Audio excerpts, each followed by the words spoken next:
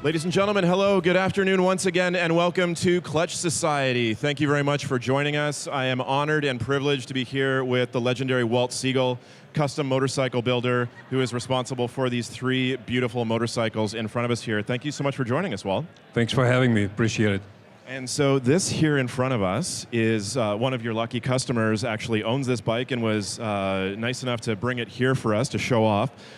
This is the first series of motorcycle model that you built. Can you give us a quick rundown of what it started off life as and what the inspiration maybe was for it?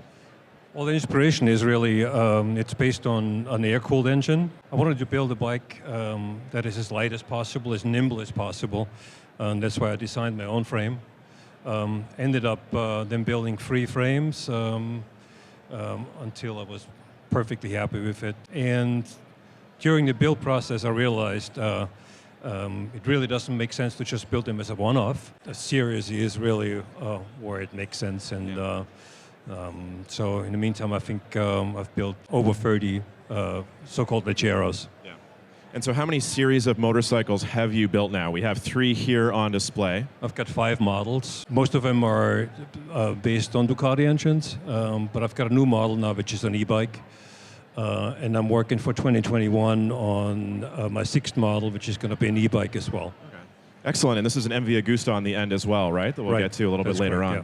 Excellent. Well, why don't we go over to the Superbike here as well and look at that one. So we also do have some Canada Moto Guide reader questions submitted. So we can start off with this one actually, which is, what is your first priority when it comes to rideability or aesthetics, and how do you resolve those somewhat differing priorities if they were to clash? So, you know, aesthetics is one thing. Obviously, these motorcycles are spectacular to have, even if you were just to have one on display, but you also want to make it rideable.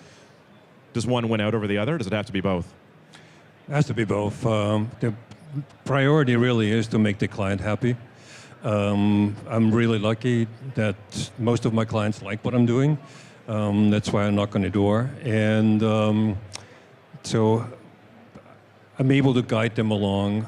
And how different is each motorcycle in a series from one another? Because there will be they're quite different. Customers. Are they? Yeah, they're quite different. I offer different suspension components, different performance packages for the engines, even different ergonomics. So it just depends what the client is after. In this case, this is really based on a race bike geometry.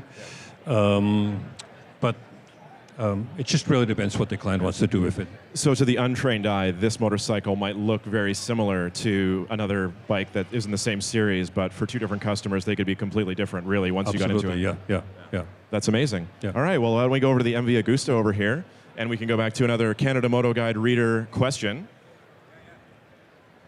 From Victor, from Toronto, what is the most rewarding part of what you do, building these beautiful motorcycles? Forming friendships with clients. Really, it's actually one of the most important. And get to build bikes that I would love to ride. I'm sure. And so how did you start off building motorcycles in the first place? Because as I understand, it wasn't your original career. You did it in your free time at first? Yes, well, I started building bikes as a racer. I had no money to race, and so I had no choice but to actually build my own components. This is where I started building bikes. And do it now as a profession, as a business for 15 years.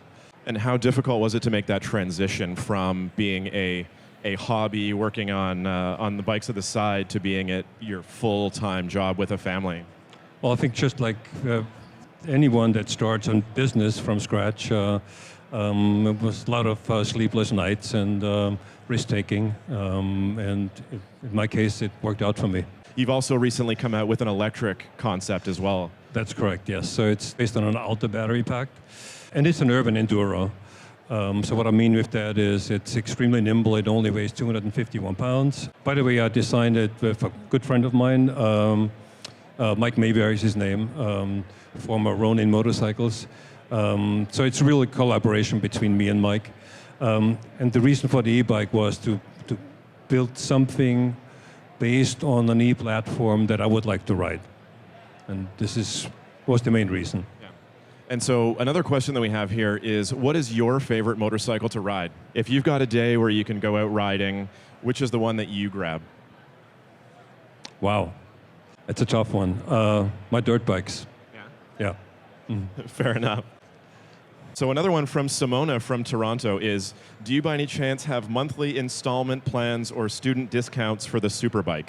I'm sorry, but no. So That's a good question. That was a Moto Guide submitted question from Simona, who is in love with this Superbike and wants to know how she can get in one. So I recommend staying in school and work hard. There we go. All right, so why don't we go to this MV Agusta over here at the end? And can you walk us around what the customer's request was or what the concept is behind this build? Obviously very race-oriented. Right, and well, that's where the name of the bike comes from. It's called Boldor. So I wanted to make sure that I used to race 24-hour racing cups for several years. And this is where the design is coming from. I just wanted to create something that reimagines the brutal design elements from the 80s. That's where the 24-liter tank is coming from. That's where the geometry is coming from. That's where the offset headlight is coming from. So it really is. It's based on race bike geometries and design. Yeah. So how long would it take if someone comes to you and they say, "I love this model line and I want you to build me one"? How long would the process take from first collaboration to having it roll out and be, on the trailer, sent off to be delivered to them? Well, I'm 2 years out now. Yeah. Another question is, can you talk a bit of what challenges there are with bringing your vision to life? I'm the real obstacles. I have. You're the biggest obstacle that you have to face? Yeah. I have really great expectations of the final product. So I tend to just spend sometimes a bit too much time in order to be absolutely certain that the result is what I envisioned. Well, I mean, it looks like it pays off because the product is absolutely spectacular. I can't wait to dig more into them. Thank you so much for joining us here in Toronto at Clutch Thank you Society. for having me. Be sure to visit the website, waltsiegelmotorcycles.com, and follow you on Instagram. Yeah. Thank you so much. Thank you.